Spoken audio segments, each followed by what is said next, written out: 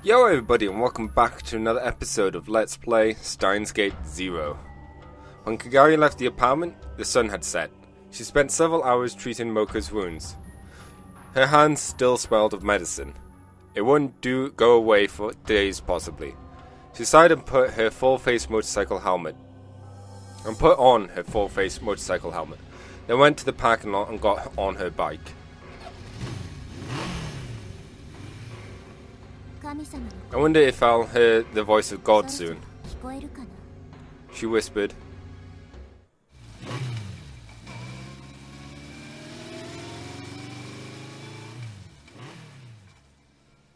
She took off on her motorcycle.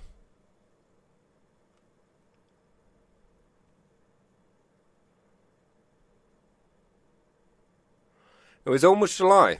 The rainy season hadn't been that bad this year, and what little remained of it had already disappeared. Temperature-wise, summer had come a long time ago. Summer. In other words, it's almost been a year since it happened.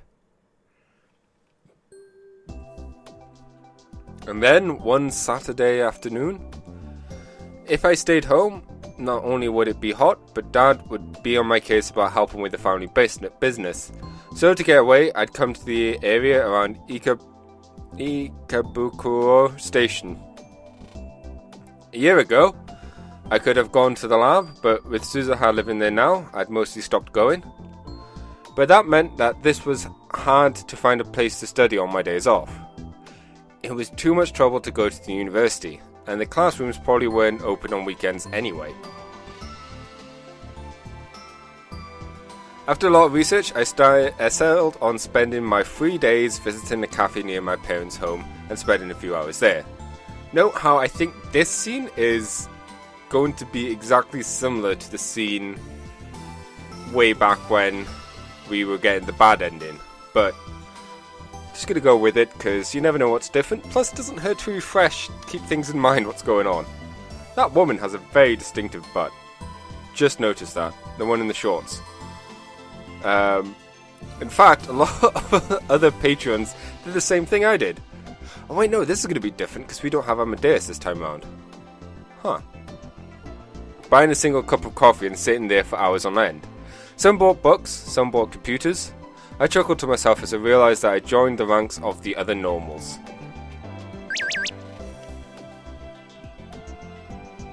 Mine? Where are you right now? Coffee. Oh, the usual cafe, right? I just went to your place and you went home. You did? Did my dad make a nuisance of himself again? It's okay, he gave me some barley tea. I have to go shopping, will you come with me? Okay. Okay, I'll leave now, wait for me. She went to my house. My family's business was called Okabe Green Grocer. It was a beat-up old store located in the run-down shopping street. The place had been almost 40 years old. I really wanted them to rebuild it. Phew, my mind had wandered. Maya was going to be here in less than 15 minutes, so maybe it was time to call it a day. I worked pretty hard during the morning, so it wouldn't be too bad. I was a little surprised at how hard I'd been working lately. I could feel how having a goal gave me energy. I needed to get to Victor Kandara University as soon as I could. Victor Kandara University.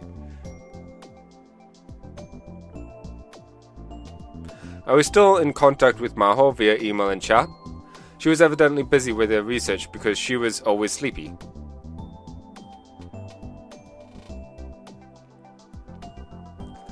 Huh. This is confusing now because last time she was tired because she was secretly trying to make a time machine, or research time machine. I took out my phone. I found myself looking for a certain icon on the home screen. But of course, I deleted it myself 6 months ago. Amadeus. Was Chrisu doing well? Knowing her, she was probably coming up with some complicated theory or teasing Maho. Maybe both. It was also possible that she was visiting At Channel and hiding it from Maho. At Channel? That's right, Chrisu had internet access. So it'd make sense if she could access At Channel. I wonder if we could access At Channel and say message her. But given that, could Amadeus post on message boards? Chris had spent a lot of effort last summer trying to argue with John Tyler on At Channel. That happened in the Alpha World line though. Still, it meant that she was okay with posting. So there was a chance that Chrissy was doing the same thing. If Amadeus had even temporary access to the network, then just maybe. I opened the web browser on my smartphone, and without really expecting much, I ran a search for a nickname I knew I'd never forget. Kuri Gohan and Kamehameha. It was a handle that Chrissy had once used. What? I spoke without thinking. I bowed my head a little towards the other customer. I bowed my head a little towards the other customers, who were staring at me coldly, and looked back at my smartphone. Amazingly, the search turned up several hundred results. They were all comments on that channel. I took a look at the dates of the results page. The oldest dated back to 2008. They have been written by Chrissy when she was alive. I never expected to see traces of her hair. And wait, did she really need to post this much? I didn't realize she spent so much time on that channel. The comments were spread out on a lot of different boards. Physics, mathematics, science fiction, oh, and of course, the occult boards. For example, the science fiction threads, she'd had passionate discussions about time machines. But unlike in the Alpha World line, she never came out and denied the possibility of a time machine. Surprisingly, some of the comments seemed to be quite the opposite. No, I guess that's not surprising at all. After all, she'd gone through all the work required to write a paper on time machines. Compared to that, her comments on the occult board were brutal. She would absolutely crush the arguments of anyone who dared to propose anything even the least bit unscientific. Supernatural phenomenon like crop circles, poltergeists, and spontaneous human combustion, out-of-place articles, the Mayan doomsday calendar, conspiracy theories about how DNA had been bought from another planet, human DNA. She broke them down and refuted them with cold thoroughness that even drove away her own side. And if anyone dared challenge her, she'd leave them flat on the canvas. It was just like Chrissy. Her comments offered so little room for discussion that was aggravating to read them. Did she actually enjoy all this occult stuff? She put enough energy into it that she couldn't help but wonder. This is just too much. The first time I met her at last year's ATF, I'd gone through the same experience. But after a certain point, the Kuri Gohan and Kamehameha comments suddenly stopped. The cut-off date was July 27th of last year, the day Chrissy died. Her last comment was a slightly too heated response to someone who mocked Dr. Nakabayashi's time machine press conference. My chest tightened with the sensations of nostalgia and sorrow. I decided to close the browser, but then I stopped as soon as I saw her next comment. I brought the phone closer to my face and stared at it again and again. The date of the comment was December 1st, 2010. This can't be. Chrissy died in July 2010. So this couldn't possibly be her. So who was it? Was it someone else who had taken over the identity of Kuri Gohan and Kamehameha? Or was it? Since there was no trip code, I couldn't tell for certain. Trip code, an encryption string of characters that appears next to a name on the channel message board. By entering your name as name, hash, some word, it can cause some word to appear in an encrypted form.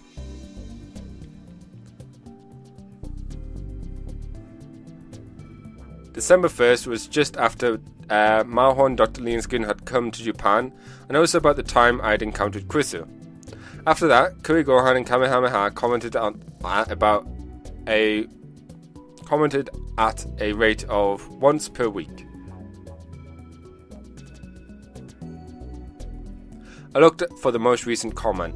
Wait, that's last night? It was a discussion about relativity theory. Kuri Gohan and Kamehameha. So one of those people who thinks that the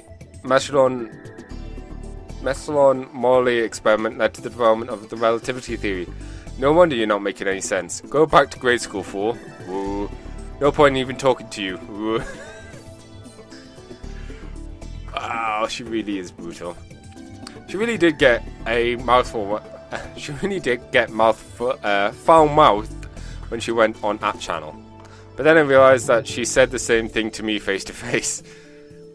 If this wasn't some imposter, if this really was Krisu, well, a miraculous yet stupid story.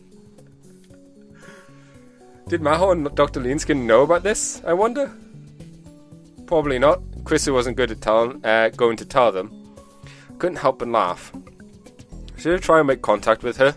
I want to see if this Kurigohan and Kamehameha really was Krisu.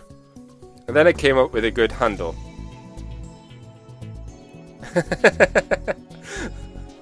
Saleri's neighbour. Of course, this was a knockoff of Maho's idea. If Kurigohan and Kamehameha was really Krisu, she'd have to notice it, right?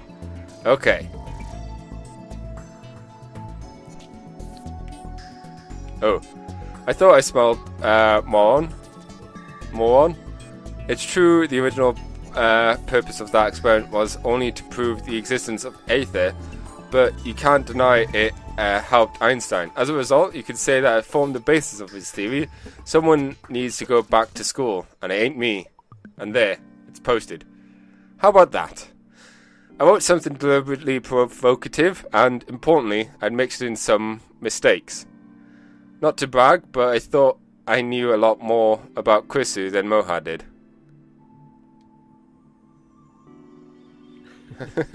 If it's Krisu, this will fish her right in. The act of catching fish also refers to deliberately provoking someone on an anonymous internet message board or trying to desperately or typing in desperately false information and enjoying the anger response. There's also phishing. I think it's spelt with a PH, like PH or whatever, where you're trying to get cipher information.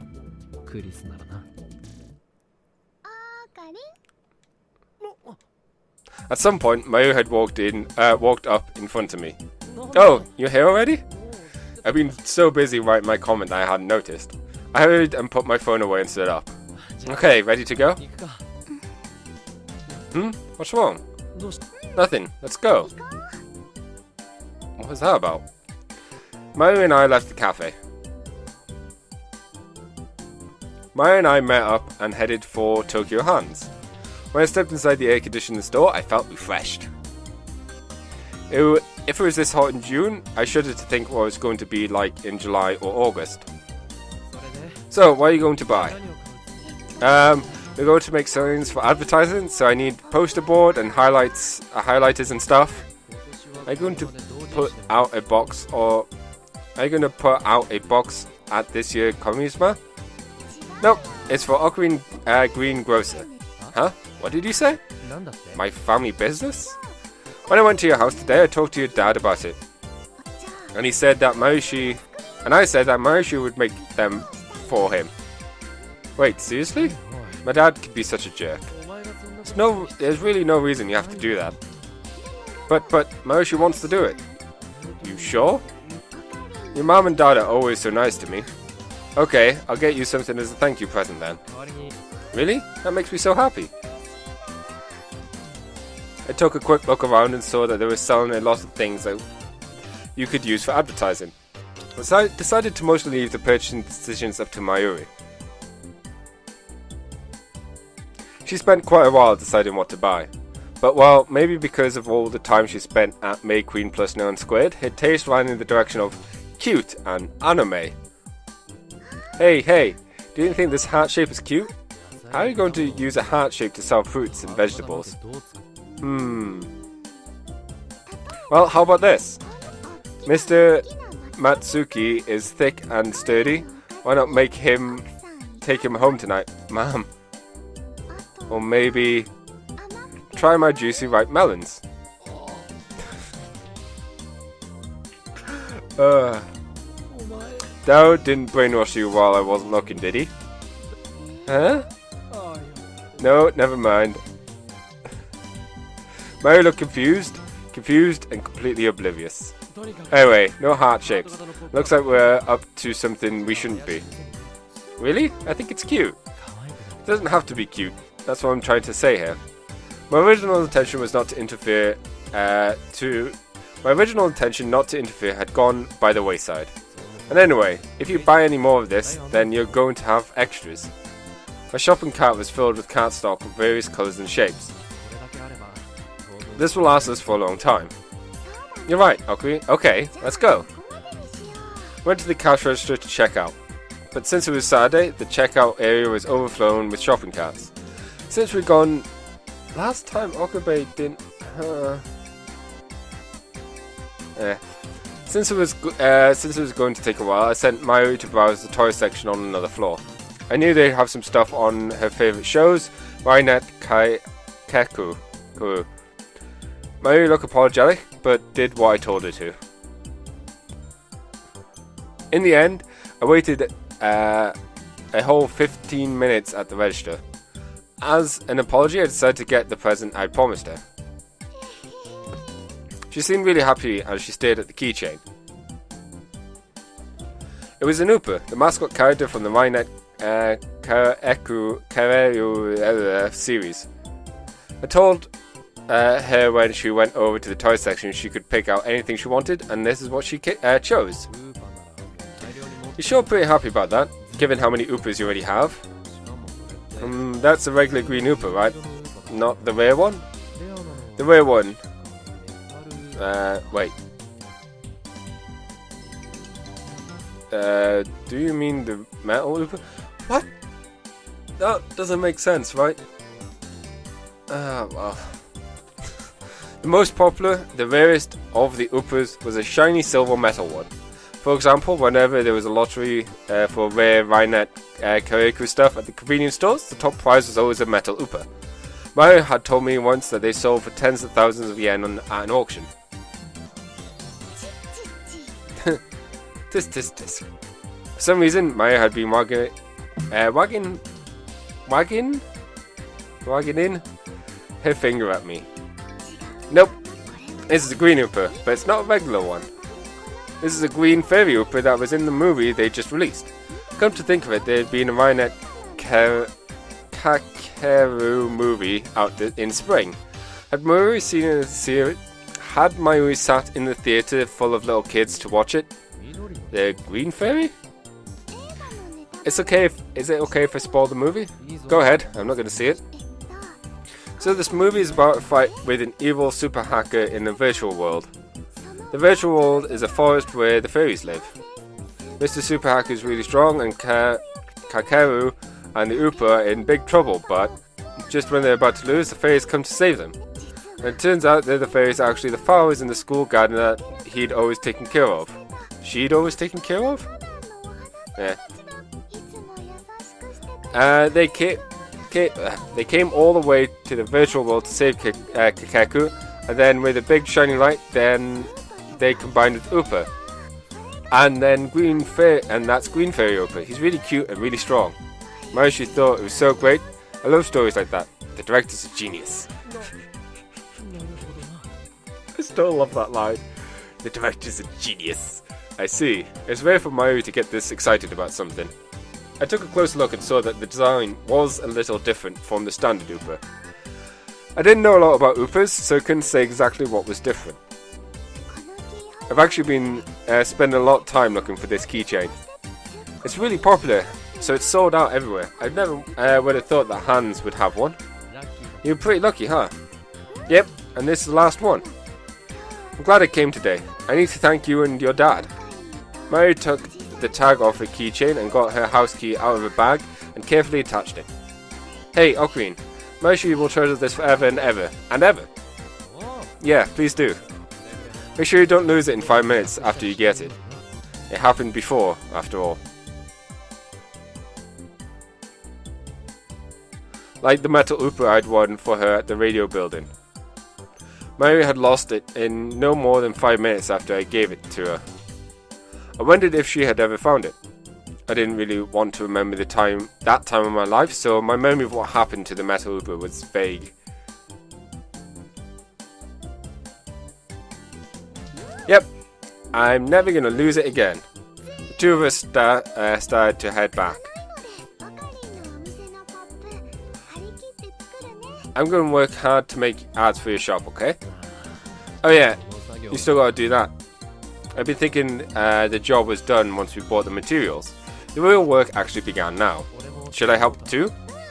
Nope, I'm fine. Believe in Mayushi. I'm a little worried after you tried to buy heart-shaped cardstock. It's fine. Well, it's nice for you to make them at all, so I won't complain. Oh, I need to call Mom. I'll tell her that I'll be home for dinner.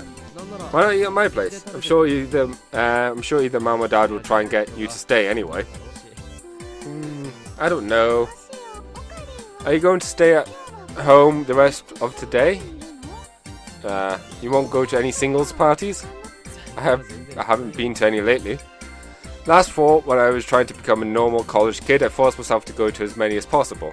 But lately I've been too busy with my studies that I hadn't had a chance. Let's see. Then maybe I will. Mary took out her phone and started to type something when... Her expression suddenly darkened. She stopped moving. What's wrong? I just got a message from Katie. I didn't notice it. What should I do, Ocarine? Mary seemed like she was on the verge of tears. Did something happen? Hey, Ocarine. You told me before that Fubuki's not sick, right? Fubuki, you mean Natsuke? Not Kurishima, right? Yeah, it's true. She's not really sick? Yeah, I don't think so, but... Mary showed me her phone. Fubuki's back in the hospital. On my way, here's the location. She's back in the hospital? I couldn't believe what I was seeing on the screen. Fubuki was a different location than before. This time was the AH Tokyo General Hospital High-Tech Medical Center in Yoyogi. It was supposedly one of Japan's most advanced hospitals. According to what I read on the internet, patients with new encephalitis that everyone was talking about were being gathered here for special treatment. But I also read lots of really bad urban legends about the place, and I was a bit worried about what kind of horror show I'd find there. But of course when I arrived it was nothing like that. It was very clean and decorated like a luxury hotel. Mayuri, Ocarine, this way. Katie and Yuki waved to us as we entered the lobby. Yuki had gotten a message from Katie as well and had evidently came right over. It's Fubuki. She's fine. Yuki gave Mayuri a soft hug and a smile. Katie bowed her head apologetically. Sorry to scare you. I was kind of in a hurry myself. I should have checked more carefully before I messaged you. What do you mean? How's Natsuke doing? I just met her mom in the hospital room, and it doesn't look like her illness has gotten any worse. Then they just brought her in for some examinations or something? Yes, that's what they said. There's nothing to worry about. Oh, I'm so glad. Mary looked extremely relieved at as Yuki continued to hug her. If I remembered right, the last time they examined her, they said it was possible that she had a disease, but as long as it didn't get worse, that it wouldn't affect her daily life, and they told her to come back for regular checkups. The new encephalitis had arrived in Japan over 6 months ago, but the number of patients was still increasing. Fortunately, there hadn't been a single casualty yet.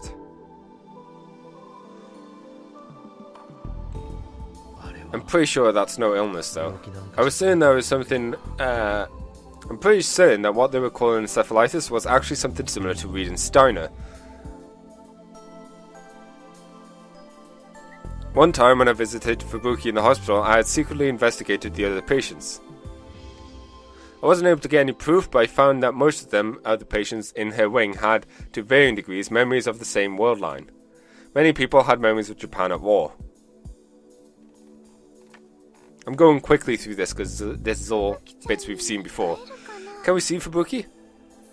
They said they're doing an MRI to look at her brain right now, so she's not in her room. I see. But it'll be done soon. Fubuki's mom told us to wait here. Okay, Katie motioned to Mayuri, indicating that she should sit down on a nearby sofa.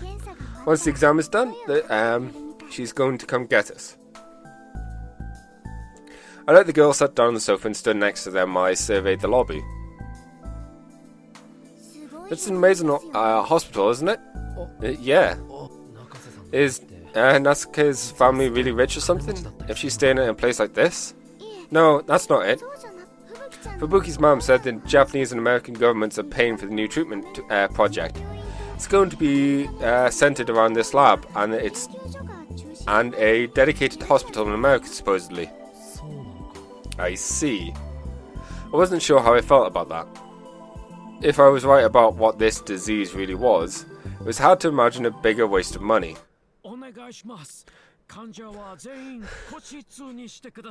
Sorry, his voice just makes me giggle. Please give me all the patient private room. Give all the patients private rooms, and keep the rooms as far apart from one another as possible to ensure the patients don't come into contact. There aren't that many rooms, open rooms. You need to do it anyway. If the patients talk to each other, they'll start to share the dreams, right? Sure, that's true, but once a person hears something about someone else's dream, their brain can trick them into thinking they had that dream as well. Across the lobby, I saw an old Japanese doctor in a white coat and a big man in a suit who was frantically trying to talk to him. Oh, I'd seen that man in a suit before. Actually, it was a man I knew well. Professor Laneskin? I hurried over. Dr. Laneskin, it's me, Okabe.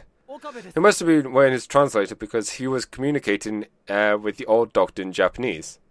Dr. Laneskin quickly broke into a smile when he saw me. Oh, Lintaro! His voice was so loud that everyone in the lobby, doctors, nurses, staff, and even the patients turned to look at me. But Dr. Laneskin didn't seem to notice them, and he ran over and he was like a giant American football player racing for a touchdown. Wait, Professor, please stop! My cries were unheard as Dr. Lintaro tackled me and then pulled me up. He then switched from a football player to a pro wrestler and then swung me up and down. I felt like I was a little child. There's nothing I could do to resist him as he flung me around. A moment later, he noticed the cold stares of the people around us and finally released me. Oh my, I'm sorry, I was so surprised I got a little too excited. Dr. Linskin bowed to the people around him apologetically. Dr. Linskin, who is this young man? The doctor that Professor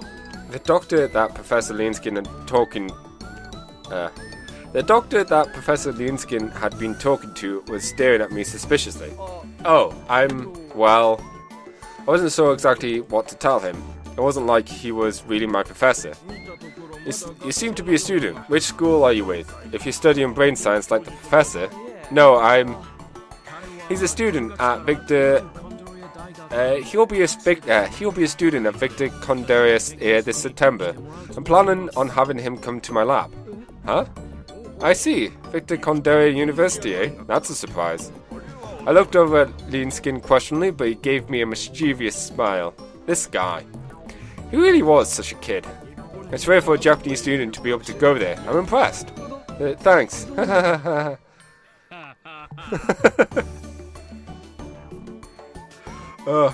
After the doctor left, I sighed loudly enough for the Professor Linskin to hear me. So, who was that guy? The director of this hospital. The director? You just told a lie to someone that important? Oh, did I lie? You said you'll be a student starting... I said you'll be a student starting in September. I didn't mean this September. Or what? Do you think you don't have what it takes to make it to my school in the end? That's a little unfortunate, but... He really was like a little kid. Completely shameless. But still, it was hard to hate him. That's true. I'm surprised though. I had no idea you were in Japan. It had been 5 months since I'd seen him off at Naoita. I looked around for Maho, but didn't see her anywhere. I'm not feeling well, Lintaro? Did he come here for treatment? Oh no, I'm here to visit a friend. Oh, I see. That's good. Well, it's not good for your friend, I'm sorry. Oh, no. So, what are you doing at a Japanese hospital? Dr. Linskin brought his face close to mine and whispered so that the people around us couldn't hear. You heard about the neuroencephalitis case, right? The American government asked our sociology lab to look into it, but they've hit a roadblock. The university ordered me to help with the investigation. I see. So you're helping with the neuroencephalitis cases? Oh, I just realized we didn't have the scene with Maho in America.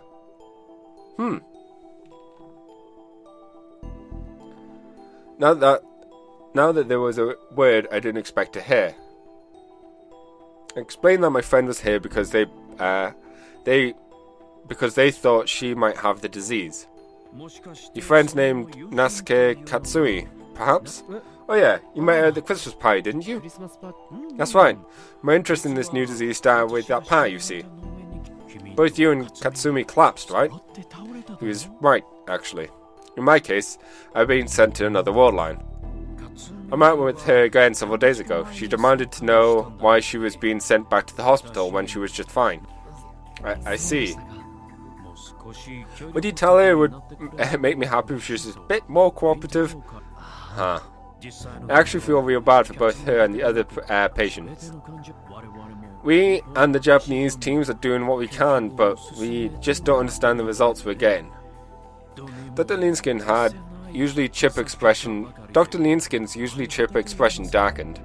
The man was such a ball of vitality that I hadn't noticed until then, but when his smile disappeared, I could see the wrinkles that had formed in his face from the exhaustion. He must have been working hard, like he said. To be honest, none of the doctors thought we'd have this much trouble explaining it at the start. What's wrong, Intaro? Well, is there something wrong? No. I'm not a medical student, so this is all outside my expertise. I was just about to tell him about my reading Steiner, but in the end I couldn't. If my uninformed opinion was wrong, it could cost the encephalitis patients their lives. I couldn't just tell him when I didn't have any proof. And then his face drew closer to mine again. By the way, Katsumi was saying something very interesting. She said something about not being sick, about how she was actually experiencing another world in her dreams. I told her not to say anything about it. Could she not help it? This was bad. I might start to doubt her sanity. Well, Nasuke has got a very vivid imagination, maybe. She loves sci-fi and anime. She probably just said that she has the power to experience parallel worlds because she saw it in some show somewhere. I remember I used to say stuff like that. I tried my best to come up with an excuse, but Dr. Linskin still seemed concerned. But still, I was really surprised when I started participating in the treatment project. One of the strange things about this illness is that many patients share the same dreams. I'm assuming it's similar to a mass hallucination. But what do you think? I've never seen this before. From a brain science perspective, I just don't have an answer right now. To be honest, unscientific is the word that seems to best fit, like parallel worlds or memories of a past life, you know? I see. It would help if you talk to Katsumi too. There are some other things you can't say to a doctor, but you tell your friends. Sure, I'll ask her, I guess. So, Lintao, that aside, I have a question for you. Dr. Linskin was looking over my shoulder. I got a sense of this Christmas party, but your girlfriends really are cute, aren't they? Huh? I turned around and saw that Mayuri, Katie and Yuki had all stood up from the sofa and were looking at me. When they saw Dr. Linskin was looking at them, they waved. So, are any of these girls involved with you right now? Yuki, Katie, Mayuri, Luca, or maybe Katsumi? Luca's a guy. What? At least correct Luca again. Don't make the same mistake in the last timeline, Okabe. His words were so surprising, I couldn't think of anything to say. Maho would often call this middle-aged man a mischievous boy, and that's the exact look he had on his face. No, I wouldn't force you to tell me. I won't pry into your private life. But well, I hope you have something to tell my favourite student. Dr. Linskin turned and walked away before... I hope to have something to tell my favourite student. Before I could figure out what he meant. Alright, Lintao. I got to talk to the director a little more, so I'll be going. I'd love to go around all those girls and give them a hug too, but I'll save that for next time. Tell them I say hello. Oh, sure. Maho and the others came over to me as I watched him go. Was that Dr. Leanskin? Yeah, I knew I'd seen him somewhere before. I thought you'd gone back to America. Ocarine? There's no way I could tell the girls what Dr. Leanskin and I were just talking about. After Fubuki's exam was over, we went to her room and listened to her complain, and then the visit was over. Just like Dr. Leanskin had said, she looked just fine. They told us that she was ready to leave the hospital. She told us she was ready to leave the hospital and jog all the way home. Mayo and the others were relieved, but I felt worried. Did I need to talk to Dr. Leanskin about reading Steiner after all? But how would I explain it? It might be a better idea to talk to Maho and have her explain it to him. I couldn't come up with an answer right away. I said goodbye to Katie and Yuki on one of the stations on my way back. Before I got to Ikebukuro, I remembered to take out my phone and open up the web browser. I went to @channel eager to see if she'd responded to the bait I spread this afternoon. I put my hand over my mouth to stifle the noise. Mary was standing next to me. She was leaning all over at my screen.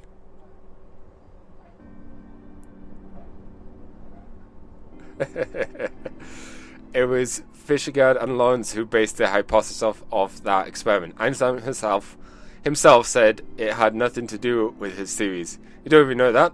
How ignorant are you? I fished her up, alright. I didn't think it would go this well. The timestamp was from just 30 minutes ago. So I just decided to respond immediately using the same name as Larry's neighbor.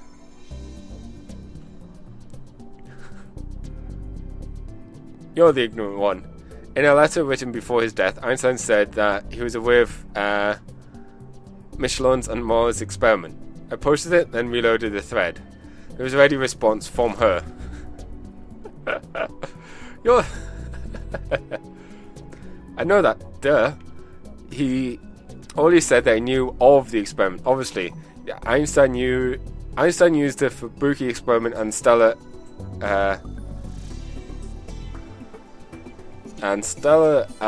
aberration to come up with the theory of relativity.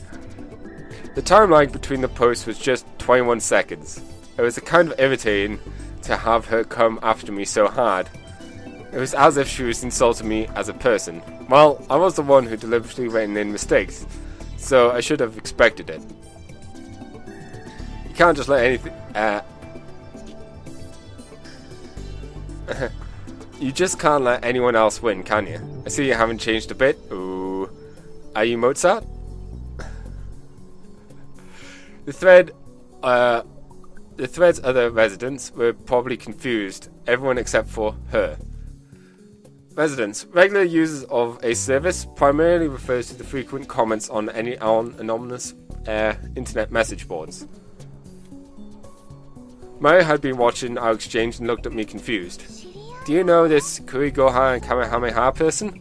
Yeah, there's someone I'd known for a long time, I think. Now then, how would she reply to the nickname Solari's neighbor and the post I just wrote? I was curious, but there wasn't an immediate response like before. The train reached Ikebukuro station. Ocarine, we're here! The train slid into the station and stopped. I reloaded the thread one more time before the doors opened, and there was a very short response from Kurigohan and Kamehameha.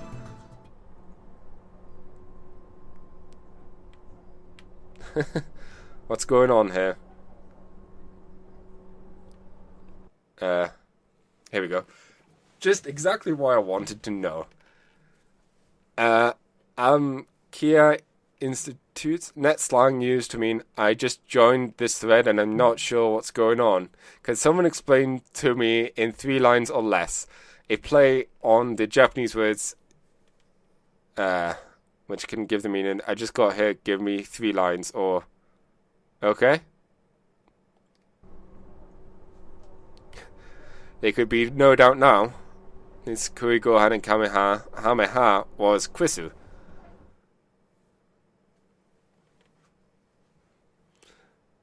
And jumping back to Suzuha. And I think this is where I'm going to end this episode. Thank you all for watching, and I'll catch you in the next one. Bye!